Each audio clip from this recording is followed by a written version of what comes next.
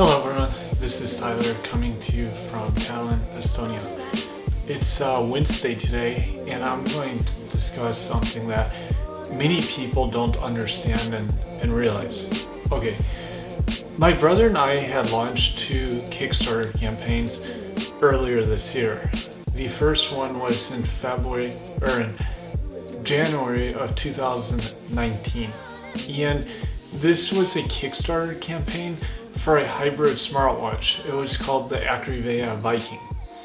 Okay, what I'll be talking about today is why Kickstarter had stolen over $130,000 from us and why I would recommend you not to use Kickstarter.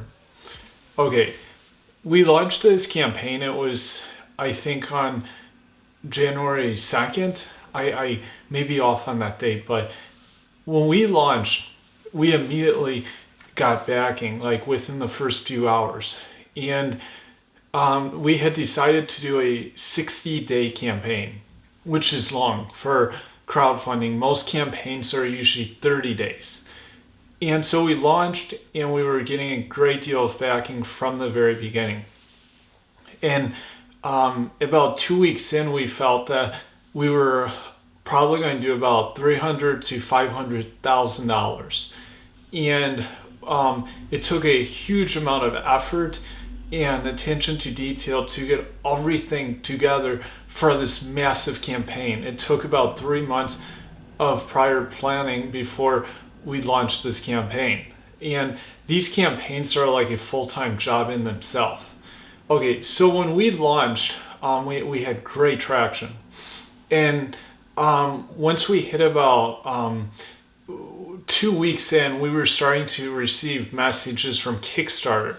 They were from their safety and compliance team, and Kickstarter was telling us that, okay, there's a problem here. They're very stringent. Kickstarter has a very high amount of requirements for each campaign, and if they have any doubts on anything, they will suspend a campaign. Suspension is irreversible, and many people don't realize that.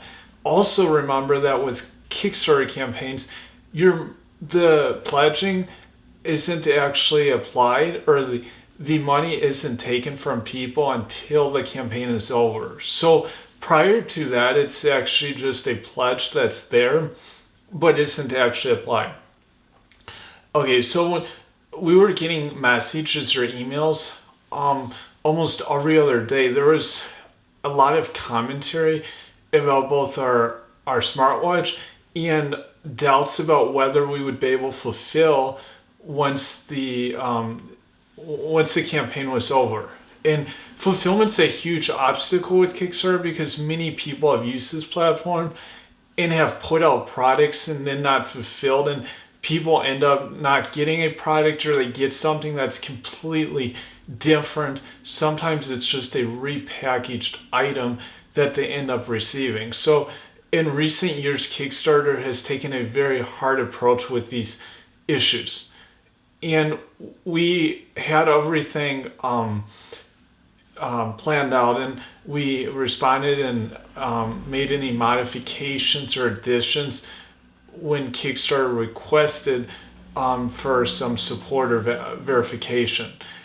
Now at this point, Kickstarter or our campaign was just churning along, and it was around 30 days to the day. I think it was 30 days of the 60-day campaign. We out of the blue, we received an email that said our campaign's been suspended, and we didn't know that once a suspension happens, it's irreversible. So essentially, it's like terminated the campaign. And I don't know why they use these from the trust and safety team of Kickstarter that stated that they doubted our ability to fulfill the product. And there are some other issues involved also. And we were very clear. We laid out our campaign and how we were going to be able to supply everyone with the smartwatches that we promised.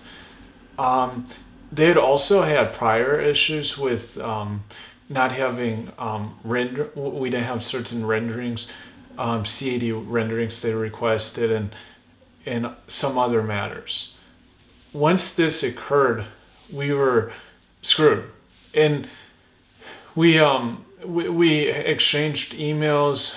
We had quite a bit of communication with them and with another agency that was going to try help our cause, known as BackerKit, and none of this ended up doing anything, because these suspended campaigns are almost impossible to reverse. Only in really extreme circumstances would a campaign be able to be relaunched. And so when we were shut down, we had raised almost $75,000. That was 60 days in, and we had forecasted this campaign to bring in maybe $500,000. And also note that at the same time, we were getting wholesale shippers or wholesale companies that were also very interested in this product, in buying large quantity and then reselling. So if you factor in these other wholesale shippers, it was we're talking millions of dollars worth of potential profits that we lost. Unfortunately, we also lost a lot of credibility with these big companies and wholesalers for them to sell our product. Now, at this point, we realized that the platform had a lot of flaws. As we had pre-planned everything, we had gotten approved, we had everything that they required. Now, okay, so fast forward 3 or 4 months, and we decided we were, or before this, it was shortly after this campaign, we said, okay, let's try this again. And we started organizing everything about March to do another campaign for a different smartwatch, which required totally, completely new everything. And this we called the late Teuton smartwatch, and we were able to do this campaign, get it organized a little quicker because we knew what to do. And we ended up launching in July. Now, this was going to be a 30-day campaign. We felt that this would be a more ideal number with what had happened before, and we also were wanted to get a product out to our fan base. And this campaign took a lot of there was a lot of hurdles we had to get through to get Kickstarter to approve it. And we launched it, and it was 7 days later, we received another email, also a suspension. And this campaign, in those short 7 days, had raised over $50,000. So we had forecasted this campaign to generate about $300,000 to $500,000, plus other wholesale buyers that would have bought from us. So likewise, we lost a great deal, and together these two campaigns amounted to almost $130,000, and that doesn't factor in the net loss of the wholesale shippers and what those two campaigns cumulatively would have generated at the end of that period. And it was extremely devastating, as this was our brand, it was our business, and it also lost a lot of credibility in the eyes of our fan base or our customers. And we from this experience, we decided that we wouldn't launch another Kickstarter campaign, and we actually had to shut down the company. Now, Kickstarter has one of many flaws. Keep in mind that many of the problems with Kickstarter begun due to many people using fake, or basically stealing or scamming people many times over, starting when the platform first begun. And these measures have ended up affecting many innocent people like ourselves today. And that's one of the issues. The next reason I would not use Kickstarter is because of its one-sided nature and how it operates. What I mean by that is that Kickstarter campaigns are irreversible if they're suspended. And this is really unfortunate because they don't present any system where someone can back or validate their product or business or whatever. They just automatically shut it down. And this is horrible. There's been campaigns and companies that have been on the platform or that have planned out their campaigns for 2 to 3 years prior to launching and has spent hundreds of thousands of dollars only to be terminated or to be suspended on the whim of some employees for a Kickstarter.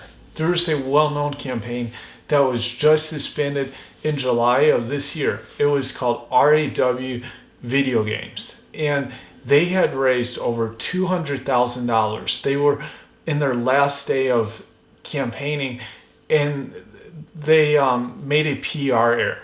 And what happened though is that this video game had been in the design process for over 2 years. The two guys that were working on this had put all their energy and this was their full-time job. And their campaign was shut down. It was suspended overnight. This has happened to other well-known campaigns where they've pre-planned for 1 to 2 years or even 3 years. Often the video games or even board games require a lot of pre-planning, and this can go on for such a long time. And these people often are doing this as their full-time job. So it's essentially like planning a product launch and then for the all these pre-orders to be made and then for the pre-orders to then be canceled. But thousands or tens of thousands of orders like this. And so it's just a huge disaster for these campaigns. This is precisely what happened to my brother and I and our brand. And it doesn't just hurt the present campaign, it also hurts the future reputation of the brand, as this makes the brand look illegitimate and it looks inintegrable. So it causes many other complications for the brand to continue down the road. Due to an increase in traffic in recent years to the Kickstarter website, this is one of the main culprits of their lack of integrity to the content creators, because they bring in so much traffic to their website. It's the biggest crowdfunding platform in the world, that it's easy for them to throw off creators or to suspend them on any given whim due to the huge amount of volume that they receive. Kind of like a big company would be able to not worry about an individual customer if they were going to lose them. Now, some things that they can do to improve their future and to improve the quality for project creators is this. Firstly, they have to be better at communicating with the creators. There has to be better recommendations and better pre-notification of problems with the campaign before the campaign's even launched, so that when the campaign's launched, there can be no way that can be suspended. The second thing is that they can give more attention to the bigger creators that have raised over 50 or 100,000 or en route to. They have to give better attention to these people and ensure that these campaigns are indeed what they say they are. Whether it's legitimate or illegitimate, they have to be better at analyzing and understanding these numbers. The next thing is to ensure that the next thing is to focus more on the individual campaign rather than the company or business that's sponsoring the campaign. And by focusing too much on these big businesses or companies is taking away from the initial purpose of Kickstarter, which was to help break down this barrier for the content creator to get a product out there without needing a huge amount of capital to finance it. It was for pre-financing, and that was the original intent, and they've lost some of the best creators, or they will lose some of the best creators, because these creators will not use Kickstarter for this reason. And it has to go back to its grassroots ways that was first found on the platform. Thank you for watching this video, and please subscribe to my channel.